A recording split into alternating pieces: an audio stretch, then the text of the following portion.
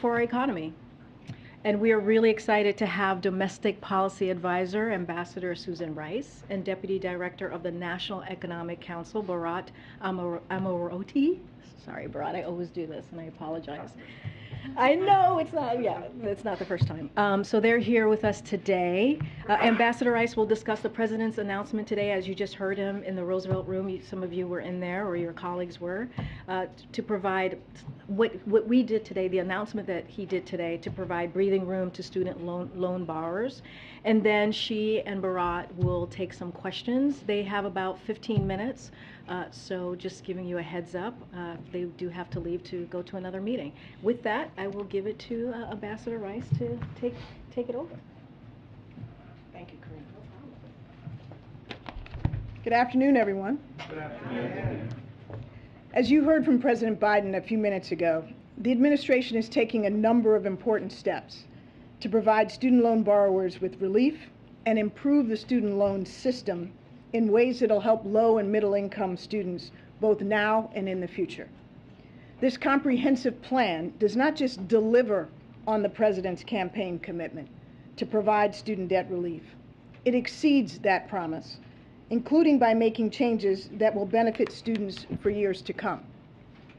First, the administration is extending the current pause on student loan repayments one final time until December 31st of this year.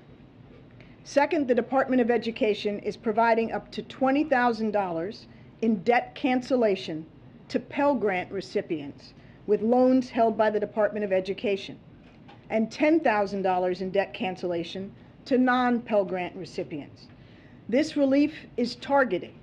It will only go to borrowers whose income is less than $125,000 for an individual or $250,000 for a household, meaning that the relief will go to those who need it most. Third, the administration is proposing critical reforms to the income-driven repayment plan that will ensure that current and future borrowers will have much smaller and more manageable monthly payments. This new plan protects more low-income borrowers from making any payments and caps monthly payments for undergraduate loans at 5% of a borrower's discretionary income, meaning after essentials like rent and food. That is half the rate that people currently pay today. And borrowers making roughly the equivalent of $15, the minimum wage, where that applies, won't have to make any payments at all under this plan. These changes will reduce the average annual student loan repayment by $1,000 a year. Fourth, thanks to temporary changes that the Department of Education has made to the Public Service Loan Forgiveness Program, if you have worked in public service, for example, as a teacher, a government employee, a military service member, for 10 years, even if those years were not consecutive, you are eligible to have all of your federal student loans canceled. The Department of Education is working to make these changes permanent. But in the meantime, more than 175,000 people just in the last year have taken advantage of these temporary changes and have had more than $10 billion in loans forgiven. So my message to everybody today is, if you currently or previously have worked in public service, go now to pslf.gov, pslf.gov, to take advantage of this program, but you must do so before October 31st. Finally, the Department of Education is announcing new actions to hold accountable colleges that have contributed to the student debt crisis, including by publishing an annual watch list of the programs with the worst debt levels in the country and requesting improvement plans from the worst actors. These actions build on steps the President has already taken to reduce the need to borrow, including by signing the largest increase to the maximum Pell Grant in over a decade and providing nearly $40 billion to colleges and universities through the American Rescue Plan, much of which was used for emergency student financial aid. The President will continue fighting to double the maximum Pell Grant and to make community colleges universally free. This is, as I said, a comprehensive plan that will provide meaningful relief to millions of Americans, both now and in the future. Targeting this relief to those who need it the most means that 90% of the relief dollars, 90% of the relief dollars will go to those individuals earning less than $75,000 a year. And no individual or couple in the top 5% of incomes in the United States will receive a penny of relief. Of the 43 million eligible borrowers, more than 60%, or 27 million individuals, are Pell Grant recipients who are eligible to receive up to $20,000 in debt cancellation, over 60%. Among black borrowers, for example, 71% receive Pell Grants. So today's announcement will have a significant impact on people who have been disproportionately impacted by student debt. Nearly 2/3 of individuals, all debtors, will have half or more of their total debt wiped out, including the 20 million borrowers who will have their debt completely eliminated. That's 45% of the total. 20 million borrowers will have their debt completely eliminated. 2/3 will have half or more eliminated. The actions we are announcing today are going to be good for our economy. We are on track to cut the federal deficit by more than $1.7 trillion this year, the single largest deficit reduction ever.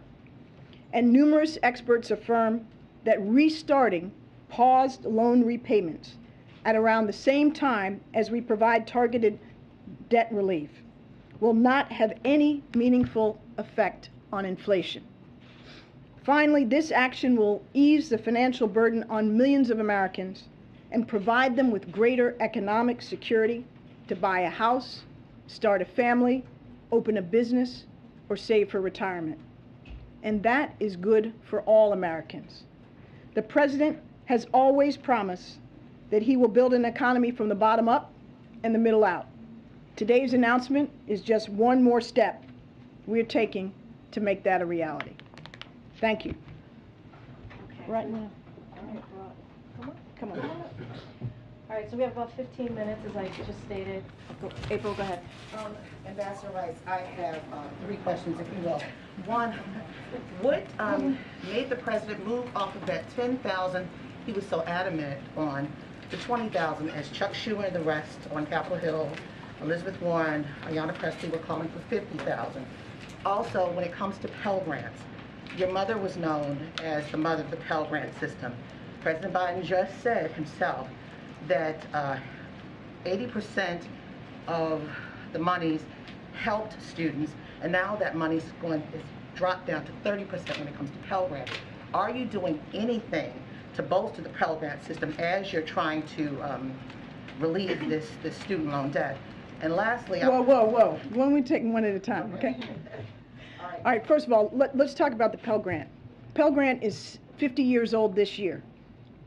When the Pell Grant was established, it covered 80% of the cost of a 4-year public institution.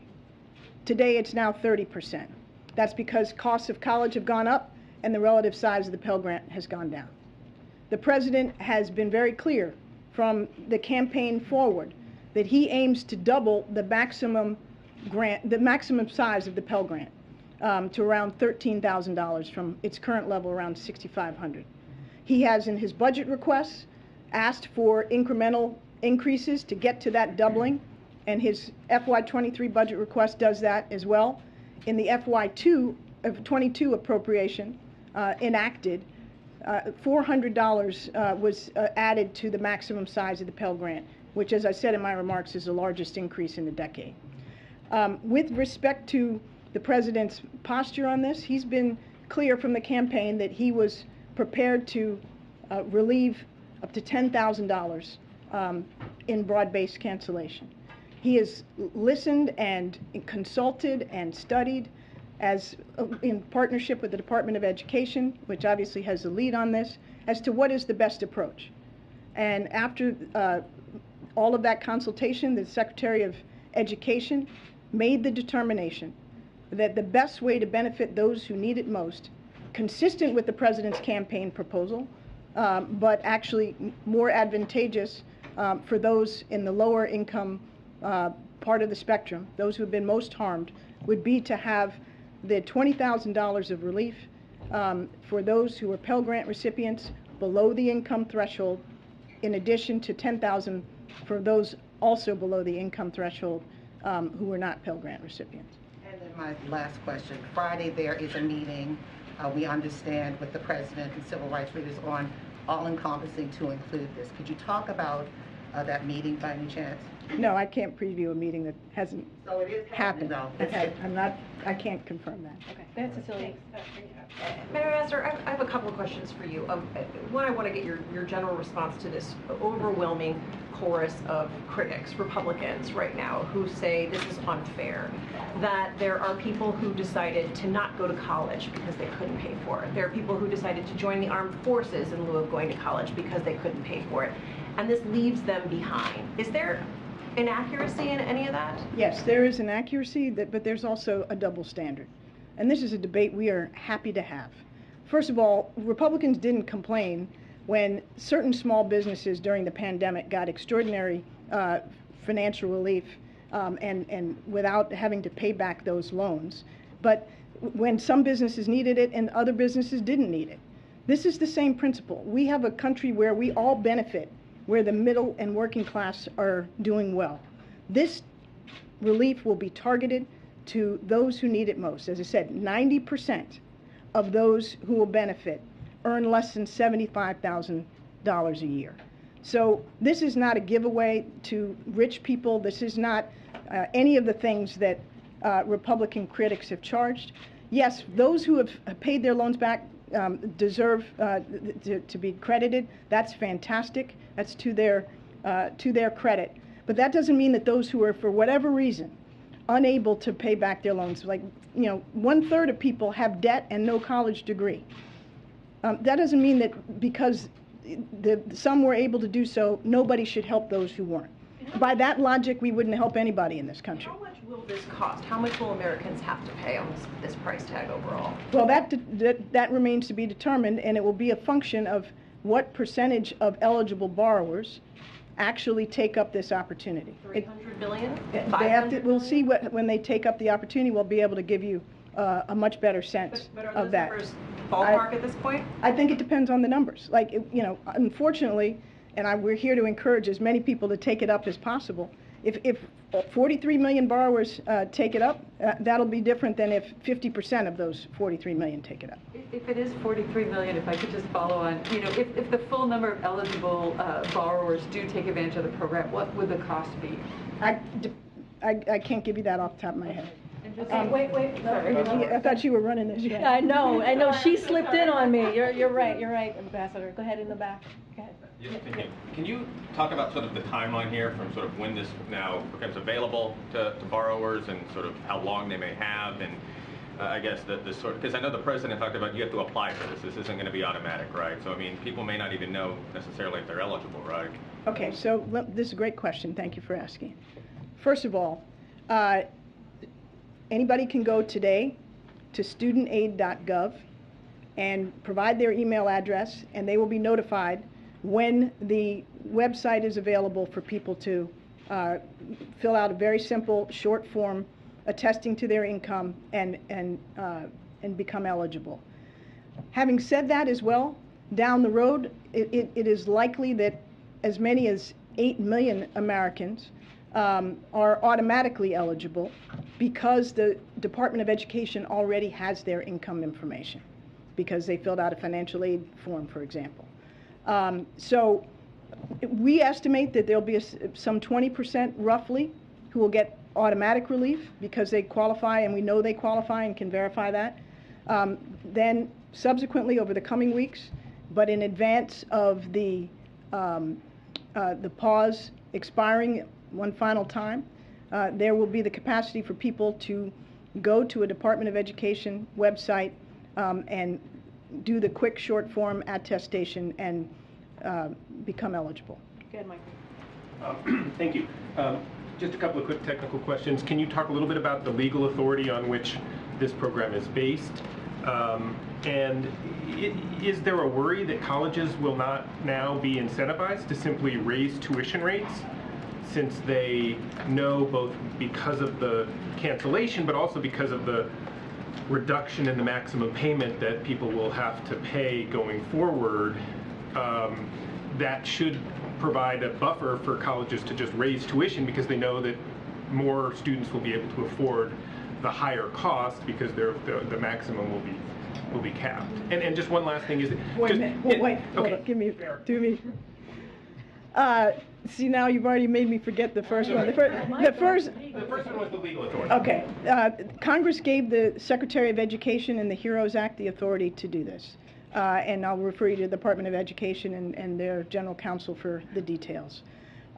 With respect to your second question about costs of colleges, you heard the President emphasize in his remarks, and a key element of our plan is to ensure that colleges that have jacked up prices and taken advantage of students, particularly those that have made wild promises about how much people will be able to earn based on their degree program, which are not backed up by reality, and while people are incurring huge volumes of debt, that is something the Department of Education has already cracked down on and is going to continue to crack down on. There's also the reality that the American Rescue Plan provided, both in state and local funds, as well as in funds targeted to higher education, significant dollars that can and should be used to make sure that public institutions don't increase their tuition and expenses greater than the rate of inflation.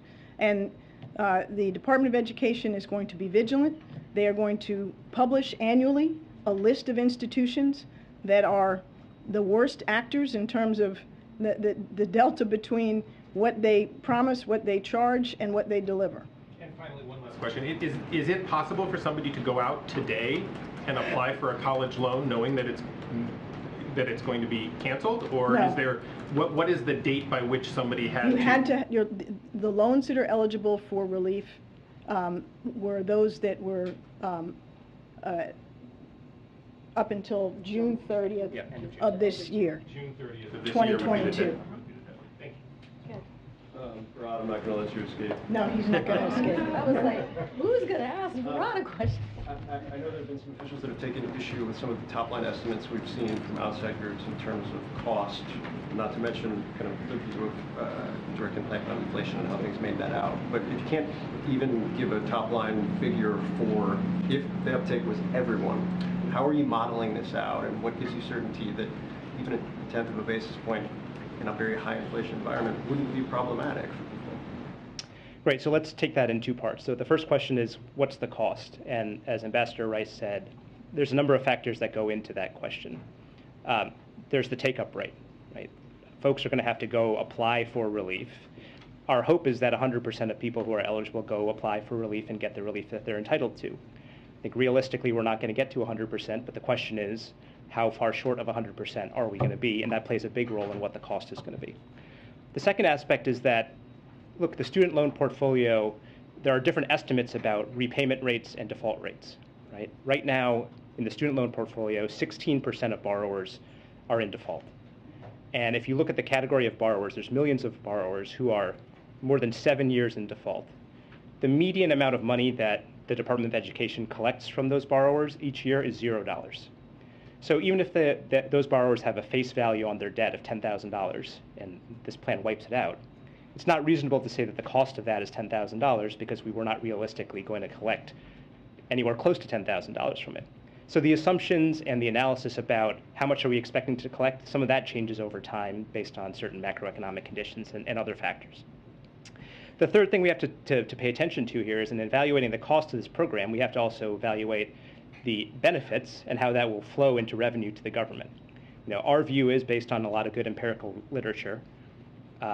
Relieving student loan debt burden is going to help people start small businesses. It's going to make it easier for certain folks to actually save for that down payment and buy a home. All of that additional economic activity in the medium term is going to create additional tax revenue that comes into the government that offsets the cost on the front end. So the bottom line here is that there's all these different factors that go into the cost. Standing here today, I can't tell you how all of those are going to shake out. Part of it is that the Department of Education has to actually implement this policy. They have to get the application out. We have to start getting data on how many people are applying, and I think then, when that happens, we'll have a better sense of what the cost is going to be. On inflation, I think it's good to take a step back and realize where we are today. Today, the student loan payments are paused. They've been paused since the previous administration, and it's been extended multiple times by the Secretary of Education. Because of the pause, you have 45 million borrowers who are not required to make a single dollar in payments right now. What the president announced today was not only this debt relief, but a resumption in payments on January 1st, 2023. When you resume payments, what that means is that millions of borrowers are going to start making payments that come into the federal government. It's going to be billions of dollars a month in payments coming into the federal government. At the same time, of course, there is going to be relief going out to people. And our view is that those two things, the relief going out to people and the money coming in from Restart, largely offset each other. And we're not alone in thinking that. A number of independent experts who've weighed in on this topic today have said the exact same thing. Mark Zandi at Moody's said that, Mike Konzel at the Roosevelt Institute, and others that we can point you to. So our view is that these two will largely offset one another, and in fact, according to some independent experts, it could actually be deflationary given all the money that's coming in after payments resume. Can I just really quickly though, how are you modeling assumptions about repayment with the same macro effects in terms of whether or not people are going to be prepared to repay, whether they're going to be repaying immediately when it actually happens? Like, how can you make that assumption if you can't make assumptions about even the uptake of the program? Well, I can tell you, in the pre-pandemic, pre-pause era, each month the Department of Education would collect about $6 billion worth of payments from borrowers. During the pause, believe it or not, a number of people are actually making payments voluntarily. And so we're actually collecting about $2 billion in payments. So that delta between what we would normally collect and what we're collecting now is about $4 billion a month. When we restart, the assumption would be that we would, roughly speaking, these are estimates, start collecting that $4 billion again, with a bit of a discount, because obviously certain borrowers are going to get relief, including some borrowers who are going to have their loans completely wiped out. But the main thing we have to understand here is that today we are collecting $2 billion a month in voluntary payments, and after the restart happens, we are going to be collecting something significantly above $2 billion a month from borrowers. And if you think about that at a very basic level, that's why there's that deflationary impact from the restart. A couple more. Just to follow up on the legal authority, I know you said that we should check with the Department of Education, but in terms of at least the way the administration has talked about it, you've touted the economy and how it's doing much better under the president's management of the pandemic. So how does that align with then using legal authority citing pandemic emergency? Yeah. I used to be a lawyer, but I'm not a lawyer anymore, so I don't want to venture out onto getting deep into the legal authority here. And I would refer you to the Department of Justice Office of Legal Counsel and also to the Department of Education Office of General Counsel. But I will make the point that there is a concern that when payments resume in January, that's going to lead to an increase in financial distress among borrowers. And so, for example, if you look at, there's a small subset of borrowers for particular reasons who are not subject to the payment pause. So they've been having to make their payments throughout the pandemic. And what you've seen is that those borrowers are in more financial distress. They've been having a harder time making payments on other debts that they owe and so on. So the concern is that when you restart payments, are a subset of borrowers going to end up defaulting on their loans, or are they going to go into delinquency? And so part of what the legal authority is being used to do here in a targeted way is to make sure that those borrowers who are at highest risk of distress after the restart happens, those are the people who are going to get the relief, because the legal authority gives the secretary the ability to make sure that the pandemic and the emergency does not cause a net financial harm to those folks.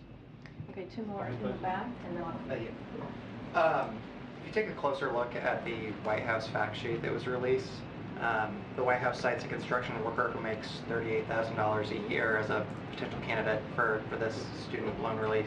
You also cite a $77,000 a year earning nurse, and that sounds great, but I'm wondering, why did you structure this policy in a way that would provide up to $40,000 in debt for a married couple making up to $249,000? I mean, why include folks who have gone to post-grad, law school or business school? Is that really bottom up, middle out? Yeah, it is. As we've made clear, nobody in the top 5% of incomes is going to get a single dollar under this proposal. And actually, we have very good data showing that folks even making in that range that we talked about, near the top of the income cutoff, are much more likely to be experiencing distress after repayment starts. There's good data on it.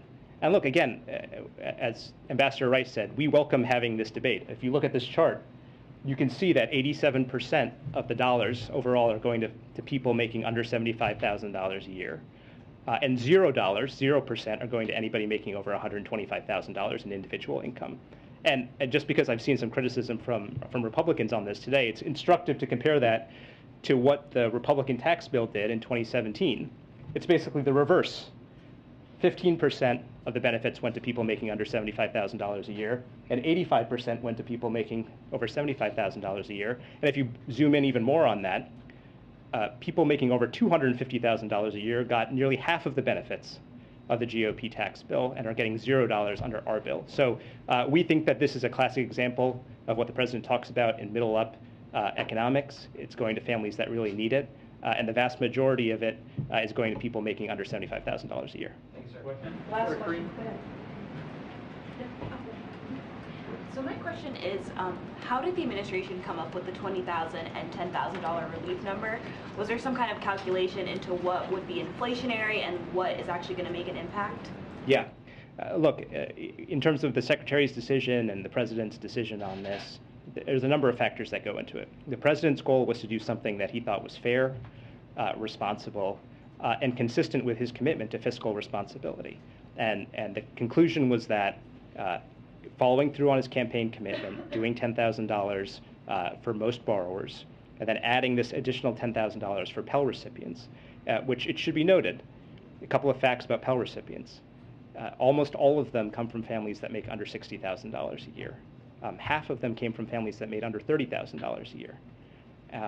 And targeting additional money to people who got Pell Grants also reflects the fact that when it comes to repaying your debt, part of what matters is your current income.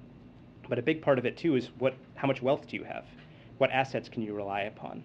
A lot of borrowers can rely upon family wealth to help make some of those payments, especially as they're starting out.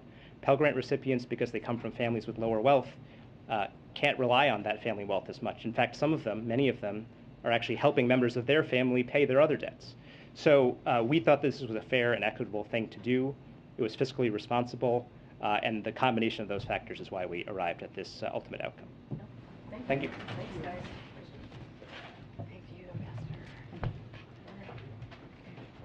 Thank you, guys. All right, I have one quick thing at the top, and then we'll get going the rest of the briefing.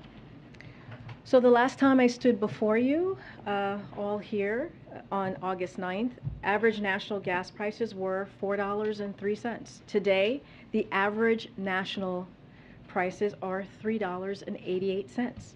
The most common price at gas stations across the country today is $3.49.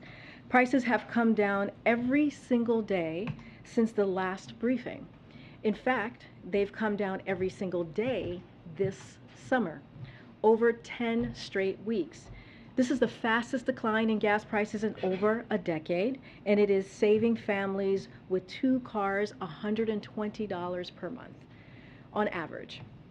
President Biden promised he would address Putin's price hike at the pump, and he has.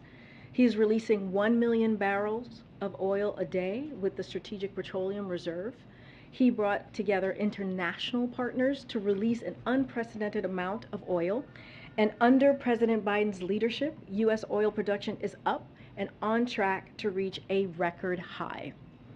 The president will continue to call on domestic and international oil producers and refiners to increase output so that prices can continue to come down. With that, go ahead, Omar. Thank you. I just wanted to follow up on something that came up in Kirby's gaggle this morning. He said that you have no damage assessment within the NSC going underway regarding the documents that were found in the FBI search at Mar-a-Lago. And I guess my question is, why? From my understanding, there is an intelligence directive that calls for there to be a damage assessment to be conducted when there's an actual or suspected breach of classified information. I understand not wanting to get involved in the Justice Department's investigation, but why isn't the administration assessing what potential damage may have come from these documents? Look, I'm just going to reiterate what you heard from my colleague. We're just not going to comment on any of the contents of the ongoing independent Justice Department investigation. Again, and you have heard this from me, you've heard this from others. When it comes to that, we would refer you to the Department of Justice. And I'm respectfully, I'm not asking you to comment on the Justice Department's investigation. I'm asking you whether there is an assessment going on to just understand just what, if any, damage has been done to protect American national security. Yeah, and I am answering your question. When it comes to any underlying materials or any contents of the ongoing investigation, we are just, the independent Department of Justice investigation, we're just not going to comment on it. Follow up on that? And if I may, Utah just filed a lawsuit over the president's decision to reinstate the boundaries of the Bears Ears and Grand Staircase national monuments. So does the administration have any reaction to this lawsuit? No, I'm not going to comment on the lawsuit from here. Okay. Does the Biden White House believe it's ethical to raid the home of the top political opponent? I just wanted to ask about the airstrikes ordered by the president against Iranian-backed groups in Syria yesterday, and what impact, if any, that would have on Iranian nuclear negotiations. Yeah. So the Syria, as you heard from Sitcom today, these strikes were a direct response to attacks on ongoing threats against U.S. forces. So we do not seek escalation, as you heard from Sitcom, but we remain prepared to respond to any ongoing threat. So I just want to say that at the top. We took this action because the president determined it was in our national security interest to do so. He will continue to closely monitor the situation with his national security team. So that is something that we're going to continue to do. As it relates to the JCPOA, to your question, the president said this, that his pledge to prevent Iran from acquiring a nuclear weapon, he wants to prevent that. That has been his pledge from the beginning. A nuclear-armed Iran would serve as an even greater threat to U.S. forces, friends, and allies in the region. The president will use whatever means are necessary to prevent Iran from acquiring a nuclear weapon. The preferred course, of course, you've heard us say this from this podium many times, you've heard us say this, the president say this, is diplomacy. But it remains to be seen whether a deal is actually achievable. But that's what we're going to work towards, a diplomacy effort. Whether or not there is a deal, the president's commitment to protect U.S. personnel and confront Iran's activities that jeopardize our people or our friends in the region is unwavering. And the nuclear deal has nothing to do with our readiness and ability to defend our people and our interests. And that's going to be the president's primary focus. A quick one on Ukraine. The most recently announced weapons package, I understand that those weapons have to be built. They're not in a stockpile already. What is the range, therefore, in kind of estimated time they could actually be delivered to Ukraine? No, it's a great question. I think what you saw us announce, the $3 billion for folks who are not tracking, which a new package, which is the largest one at once trench that we've announced from this administration. We have announced approximately $13.6 billion, just to give a little bit of context there, of security assistance for Ukraine since the beginning of this administration back in January of 2021, an unprecedented amount that is roughly 3 times what Ukraine's annual military budget is. But so to your point, this is through the Ukrainian security assistance.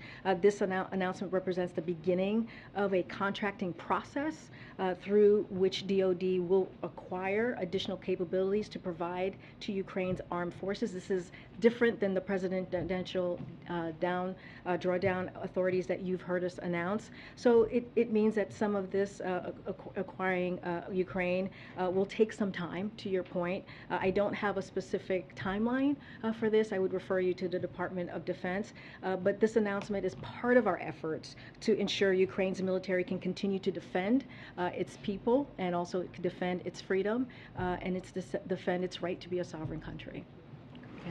A federal judge today blocked the administration's ability to enforce the guidance related to emergency services abortion in states where it's banned or restricted. I think we've got 3 more states that are adding new restrictions, new trigger laws at some point this week. When you look around at the environment right now, where is the administration in terms of potentially new actions or what the president is thinking as this continues to progress? As you know, the president has taken some bold actions since Dobbs' decision was made back in June 24th, I believe, so just a couple months ago. And you know, we've been very clear as you look at what happened last night in Texas. Republicans legislators are working to roll back the freedoms of Americans that they relied on for a half a century. And it's more and more clear that this is against the will of majority of Americans. And we cannot forget that. Women across the country are making their voices heard. They're making their voices really loud and clear to reclaim the rights that were taken from them by the Supreme Court. And so here's the thing that we're doing, what the president is doing, and what congressional Democrats are doing is listening to women, to majority of Americans, and we're committed to restoring protections of Roe. But again, what we're seeing from the other side is extreme. It is ultra MAGA, as you've heard the president say. It's including banning abortion in cases of rape, incest, and the health of the mother. That is what is happening here when you look at these pieces of legislation just across the country. And as I mentioned last night, Texas District Court affirmed that medical providers can deny life-saving and health-preserving care for women even if they are suffering from hemorrhaging or life-threatening hypertension. That is what we're seeing. And tomorrow, 5 new abortion bans go into effect in Idaho, North Dakota, Oklahoma, Tennessee, and Texas that will criminalize abortion, in some cases without exceptions for rape or incest. Texas's law is extreme, that it seeks to punish health care providers with life in prison. That's what they're talking about, punishing healthcare providers with life in prison. So Americans need to know that these are our fundamental rights that were taken away from us by this Dobbs decision, including the right to contraception and marriage equality are at risk. Let's not forget what we heard from Judge Thomas when that decision was put down, was announced. That's why people across the country need to make sure that their voices are being heard, and that's what we're going to continue to do. That's what the president is going to do along with congressional Democrats. Okay. Thank you. On student loans, one of my colleagues asked if these measures are likely to raise prices because it makes it easier for some students who are maybe more willing to take on debt if they know they're only going to have to pay a minimum amount or if it's going to be forgiven. And Ambassador Rice said that's something the Department of Education is going to be on the lookout for. So I'm wondering if that's a tacit acknowledgement that yes, these policies could cause tuition rates to rise in the near future even further than they already have. Look, this is something that Ambassador Rice talked about, as you just stated. She was asked this question a couple of times, and she said we have to see, right? We have to see. This is something that the Department of Education is going to look into, in particular with when you talk about colleges potentially raising prices. That's something that the Department of Education is looking at and is going to crack down on. But it seems like it's something you're preparing for, right? Well, I mean, look, this is something that the Department of Education is aware of. This is something that we're monitoring, but it doesn't take away from what this means, from what the president announced today. This is going to help people making less than $125,000. That matters. This is going to help 90% of what the president announced, of this package that the president announced, is going to help Americans, middle-class Americans who are making less than $75,000 a year. This is giving those Americans a little bit of breathing room. Let's not forget what has happened the last couple of years. If you think about the pandemic, if you think about how people are still recovering from the pandemic, we're trying to make sure that people still have a little bit of breathing room, especially as the pause is going to be lifted, as the president announced, as you heard from the ambassador at the end of this year. So we want to make sure, again, that we are focused on the middle class, that we are focused on the economy, helping folks from the bottom up and the middle out. This has been part of the president's economic policy. If you look just across the board, the American Rescue Plan, if you look at the bipartisan infrastructure law, if you look at what we've done these past several weeks with Democrats in Congress, the Inflation Reduction Act, all of this is part of making sure that we don't leave people behind, people who have been left behind for generations. So that's our focus. In the thought process, tackle what you can address now, and if that causes college to be more expensive in the future, that's something you'll address later. Look, this is something that the Department of Education is going to be zero focused on, laser focused on, and make sure that we crack down on those particular issues that particular issue that you just brought up. But again, this is a big deal. What's happening? This is a big deal for so many Americans who go into debt because they're not able because they have to pay these loans. And so this, again, will give them a little bit more of a breathing room, which is something that you hear from the president every time he talks about the economy and what his focus is on. Okay. On that note, though, I guess what prevents the cycle of debt from continuing, right? Because there will be students, no doubt, this coming year who are going to take on more loans. And I guess I'm still confused as to how the cycle of debt is really broken. I mean, when you think about, and this was in our fact sheets, which I think is really important to state, is how much relief this will provide to 43 million borrowers, including canceling full remaining balance for roughly 20 million borrowers. Like, that matters.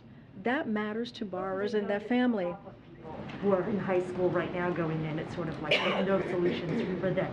Well, look, I think what you're talking about, the future. Is that what you're talking about? You're talking about, okay. Okay, well, here's the thing. There are things, the President plan also provides relief to future borrowers and current borrowers by cutting monthly payments for undergraduate loans in half. Like, that is part of the plan. Yes, we talk about 10,000. Payment, not the principal, and that's what we're getting at, is it's actually making it easier for people to take on more debt. And there's nothing in this program that stops schools for, I mean, just anecdotally, my school raised tuition from the time I was a freshman to the time I was a senior. My scholarship didn't go with it, so that meant I had to take out private loans to cover that. And again, that is something that the Department of Education is closely looking at. That is what that is what the ambassador was saying, right? This is something, when it comes to schools doing that, that is something that the Department of Education is going to crack down on. So again, we'll refer you to them. That is clearly something that we are monitoring and is important as well. Make a very good point. It is not lost on us. Again, Department of Education, I'm just going to repeat what the ambassador said, is looking into that. They're monitoring that. They're going to crack down on that and have a plan to do that. And so that is in their wheelhouse to deal with that particular issue. One more question, which is, I do know that there have been concerns that the plan could be struck down in courts in some ways. This is even something that the Democratic think tank Third Way came out saying. And my question is for you all, what preparation is there into thinking people will apply for this program and they could be stuck in some legal limbo? Well, look, and Ambassador Rice talked about this, that this is what the legal authority that we took is pretty much consistent with the HEROES Act, right, which is what she talked about, which authorizes the Secretary of Education to take certain actions. He believes they are necessary to ensure borrowers not placed in a worse position financially due to a national emergency like the COVID-19 pandemic. So that is the act, that is the legal authority that was given to the Secretary of Education to do this. We are confident in that legal authority, and any other further specific questions on that, I would refer you to the Department of Education. I haven't called on you, and then I'll come back to the thing. I just wanted to return real quick on the potential damage assessment related to the documents, and ask you, I mean, it sounds like you're not commenting, period. I mean, is that right, or are you?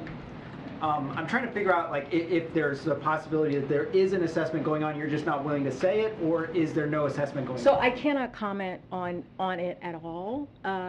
All I can say is at this time, when it comes to these underlying materials, when it comes to the contents of the ongoing investigation, this is something that it is an independent investigation that the Department of Justice is doing, and I would refer you to them. But it would seem logical that the administration, for national security reasons, would want to assess whether that something was breached, separate from an investigation into whether that was. No, I mean, Matt, I get your question. I hear it. I get your question. Amr just asked the same question. I think there might have been a follow-up after that. We just are not going to comment on the contents of this ongoing independent investigation that the Department of Justice is doing. We're not going to comment on the underlying materials at this time. We're just not going to do that. Follow up to that? Just another quick question. Tomorrow, Ukraine is Independence Day. John Kirby said earlier that President Biden will be calling President Zelensky. Is there anything else that the administration is doing? Obviously, this comes right after the $3 billion in aid that you outlined. But I don't know if there's anything else that the administration is doing tomorrow. Well, the $3 billion of assistance that we announced, which is the largest one-time assistance that we've provided, I think shows our commitment, our long-term. This is a long-term commitment to Ukraine to continue to fight for their freedom. And bravely, as they have been doing for the past 6 months. As you heard from my colleague, yes, the president's going to have a conversation with President Zelensky, which he's had multiple conversations with him in the past several months. There's been an open line of communication with not just the President Zelensky, but also his team in the government. And we'll likely have a readout, and we'll share more of that conversation. But the president wanted to make sure he touched base with President Zelensky directly, and that's what's going to happen tomorrow. Go ahead. Yeah, I'll come to the back, but go ahead. And then I'll come to you. My colleagues have made the point, and actually Democratic Congressman Chris Pappas issued a statement to the effect that this plan regarding college debt doesn't address the underlying cost of college. So kind of honing in on a question that my colleagues have asked, is the president ready to do more when it comes to addressing the underlying and ever-increasing cost of college? Is he willing to work with Congress? Is this something he's going to address more in the future? Well, he's talked about that in the past, right? He's talked about what he wants to make sure that we lower costs, right, of college for students. Look, since 1980, the total cost of both four-year public and four-year private college has nearly tripled, even after accounting for inflation. Federal support has not kept up. Pell Grants once covered nearly 80% of the cost of a four-year public college degree for students from working families, but now only covered a third. The typical undergraduate student with loans now graduates with nearly $25,000 in debt. And so this is something that is going to help deal with that specific issue. Look, the president has taken multiple actions. We're looking at today's actions, but if you think about the $32 billion that he was able to do to give debt relief to more than 1.6 million borrowers, that is something that he has done in this administration. That is historic. That was a historic effort. This is part of it. With the if you think about the pause, how much that has saved Americans who have not had to pay a dollar. You've heard that from his speech today of repayment since he's got into office, which started before this president. This president just continued the efforts. So that matters. That is also important. So we just want to make sure that is clear as well. You know, this is going to help millions and millions of people who you think about the Pell Grant that was discussed a moment ago. You can get, if you have a recipient of the Pell Grant and you are a borrower, of course, that goes up to $20,000, and that matters because people who are on the Pell Grant, they come from households that makes less than $60,000. That matters. Half of that are folks in household that makes less than $30,000. So all of these efforts are going to matter. They're going to have an effect. And what you heard from my colleagues who were just here moments ago, they're going to encourage people to take this opportunity to help them with those efforts. I'm just going to move around. Go ahead. Thank you. Okay, I have two questions. In recent months, there have been increasing instances of vandalism of Gandhi statue. Two of them have been in New York, and one of them has been treated as a hate crime. Is the president aware about it? Because both the president and vice president have often quoted Mahatma Gandhi's quotes during their speeches, and they have said they are great fans of Mahatma Gandhi. What is the president's message to them? Because these fringe elements are openly commenting on social media about vandalism of Gandhi statue. So Mahatma Gandhi, as you know, has enduring message of truth and nonviolence, serves as an inspiration. As you said, the president has spoken to this directly and specifically. Any act of vandalism should be condemned in the strongest terms. I'll refer you to the local law enforcement for more on any investigation or actions that may be taken from their point of view. The United States is committed to ensuring the safety of security in Indian and other foreign counterparts. So we are something that we condemned any acts of violence. You've heard us say this many times before from this podium. And again, Mahatma Gandhi is an inspiration, and you've heard that directly from the president many times. One more question. In the aftermath of Russian invasion of Ukraine, a lot of people are saying that the India-US relationship is drifting apart. Do you believe that? So I think you asked me about the Indian independence, and we had a pretty strong response to how we see our relationship with India. It's indispensable. We see the partners as indispensable partners, and the U.S.-India strategic partnership is grounded in our shared commitment to the advancement of a free and open Indo-Pacific region. You've heard the president say this: the rule of law and the promotion of human freedom and dignity. We are confident in our relationship. And in the years ahead, we'll continue to stand together to defend the rules-based order, foster greater peace, prosperity, and security for our people, advance a free and open Indo-Pacific, and together address the challenges we face around the world together. So we see this as a commitment, as a continued partnership. Do you have differences with India on the issue of Ukraine? Look, we've been very clear on where we stand with Ukraine, and we just announced a $3 billion additional security assistance to the country to make sure that the people are continuing to fight for their freedom. We have been, it's not just us, you see that with our allies and partners. You see a very unified NATO, and they are unified because of the leadership of this president.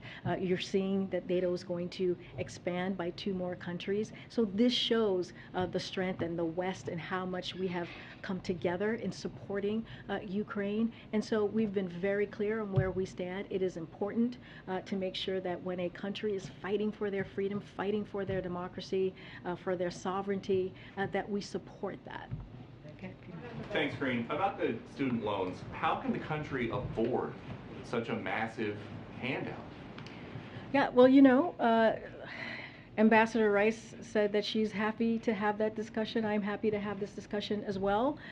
Look, if you look at what this president has done, if you look at the end of this coming end of the fiscal year, $1.7 trillion that we have brought down the deficit. That matters. That matters. And if you look at the Inflation Reduction Act, it's going to add another $300 billion. It's going to bring down the deficit again. And you might spend $300 to $900 billion extra. So you can do that and not but here's the thing. Here's the thing. What we are trying to do here, We are doing this responsibly. You heard directly from the president. This is something that is going to be important for middle-class Americans. When you think about 90% of the folks who are going to actually benefit from this are making $75,000 or less, and you think about what Republicans did just a couple of years ago, they signed off on a $2 trillion tax cut for the wealthy and did not provide any way to pay for that. And that, again, here's what we have done. Here's a lot about how much it might cost, it might not cost. Who is paying for this? What we are saying is the work that this administration has done, the work that the Democrats in Congress has done, is actually there, and you see that the 1.7 trillion deficit deduction that you see is going to benefit us in being able to do something for the middle class, to do something for the middle class. This is about doing something for people who make less than $125,000, $1.7 trillion. That's what we've been able to do. But when you forgive debt, you're not just disappearing debt. So who is paying for this? And then I'll give you the second part. We lifted the pause, right? We're going to lift the pause at the end of this year, which is going to matter, right? Which is going to offset a lot of what we're doing as well. When you think about the $4 billion that's going to go back into as revenue back into this process of folks paying right their college tuition, that matters as well. So we are doing this in a smart way. We're doing this in a way that's going to be effective. We're doing in this a way that keeps to the president's promise on giving people who need some breathing room, who need some breathing room. I just laid out for you. No, Peter, I just laid out for you how we're seeing this process and why this matters. Again, I just laid out because of the work that we have done in the economy, because of the American Rescue Plan, because of the Inflation Reduction Act, and because all of this work that this president has done has brought down our deficit by $1.7 trillion, unlike what Republicans did when they added to our deficit $2 trillion and did not care at all or thought about how this was going to be paid for. They did not actually put in a process or think about how we're going to do this in a smart way. This is not how this administration is doing it. Again, we are happy to continue to have this conversation, but I'm going to move around. Go ahead, April. Karine, I'm sorry, she said April. Karine, so what I need to find out, the school system for 2022-2023 is already beginning to see cracks. School teachers, there are school teacher shortages in some states. There are attacks already on some kids who are in the LGBTQ community. There's a concern about crime. Is the president working with the Secretary of Education like he did on the student loan debt forgiveness to talk about trying to ensure the safety, the equity, and just the success of the 2022-2023 school year? Yeah, this is something that the Secretary has talked about, Secretary Cardona specifically. He's been on a few networks and was asked recently, I believe this past Sunday, some Sunday shows, and asked about the upcoming school year, was asked about the teachers, was asked about the equity piece. If you think about the American Rescue Plan and you think about what that did, the billions of dollars that provided to make sure that school districts were able to rehire teachers, especially what we saw was happening with the pandemic, where teachers left the field, where we saw schools shut down because of the pandemic, and because of the work that this president did, because of the work that congressional Democrats did, we were able to get those schools open. Jurisdictions and school districts were able to hire teachers, and that matters. That is important. We're continuing. You've heard this from Secretary Cardona. He's going to continue to work with local governments, local schools, to make sure that the American Rescue Plan, the monies that are there to hire those teachers are being used. And so that's one piece, right? That's the teachers. And also, the president has put forth billions of dollars, more than $300 billion from the American Rescue Plan to make sure that there is safety, that communities were able to hire police officers to make sure that there was some protection, that they felt safe, had safe communities. So, what about the piece, the attack on students who are in the LGBTQ community from telling them they can't come to school or not feeding them school lunches? Is that a rights issue as well? So first of all, we condemn that. You know this president. You know how this president feels about inequities, how he's been very clear about making sure that we protect young people, especially in the LGBTQ community. We have spoken out about that many times. This is something that Secretary Cardona is working with local schools, and he has talked about as well. So this is clearly an issue that we're monitoring. We'll continue to monitor, and we will continue to condemn those types of practices or behavior. I'm going to just go around to people I haven't called on yet. Go ahead, Dan. Hi, Karine. I have two questions. The state of California is scheduled tomorrow to say that you can't buy new gasoline cars starting in 2035. So what is the White House's reaction to that? Do you guys support that? Say that one more time. The state of California said after 2035 they're not going to let you buy new gasoline cars. That news is breaking tomorrow. Okay, so I have not seen that report, so I need to actually take a look, talk to our team, so we can provide you a more a clear, a clear response. So I don't want to get ahead of what the team might say on that. What do you say to Jason Furman? He was the chairman of the Council of Economic Advisors during the Obama White House, and he tweeted today. He and Larry Summers were early warning beacons on inflation last year. He tweeted, pouring roughly $500 billion of gasoline on the inflationary fire that is already burning is reckless. Doing it while going beyond one campaign promise and breaking another is even worse. How do you respond to that criticism? You're talking about the student loan. How do you respond to that criticism from your own party? Bharat kind of talked about this. The way we see it is a number of independent experts, from Moody's analysts to the Economic Policy Institute, agree that restarting student loan payments around the same time we provide targeted relief will not have any meaningful effect on inflation. That's because collecting more payments by ending the moratorium will mean borrowers will pull back on spending in other areas. It will have a deflationary effect. That's the way that experts have seen this as well. This will more than outweigh any limited positive wealth effect of targeted debt cancellation. That's why the Economic Policy Institute has said that claim that canceling debt is inflationary is profoundly off base. And the Roosevelt Institute has gone even further to say that a deal that cancels student debt and restarted payments would reduce inflation. Taken together, the actions the president announced today are not only economically responsible, they will provide real benefits to families. So we look at the other independent experts. This is also something to take into account as we talk about inflationary causes.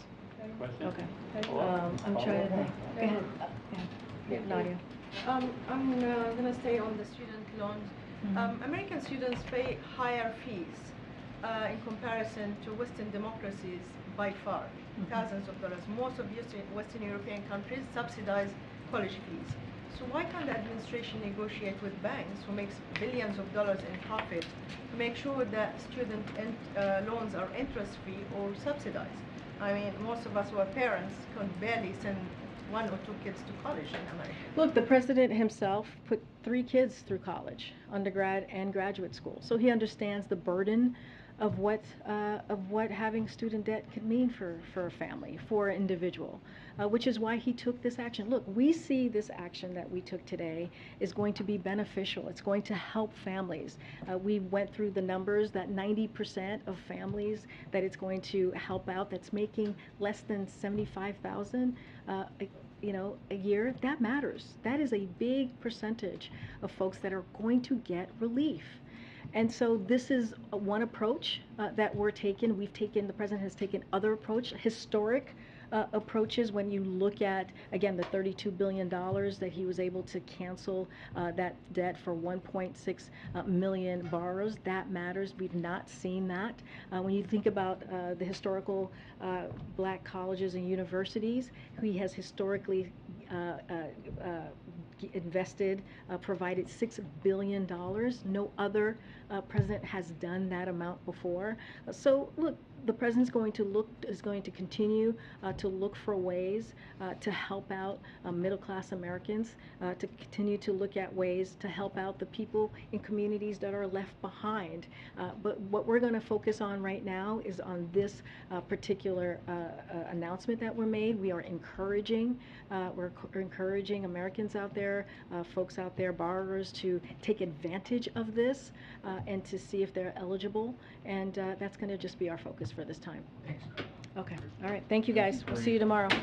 Does the White House believe it's ethical to raid the home of their top political opponent?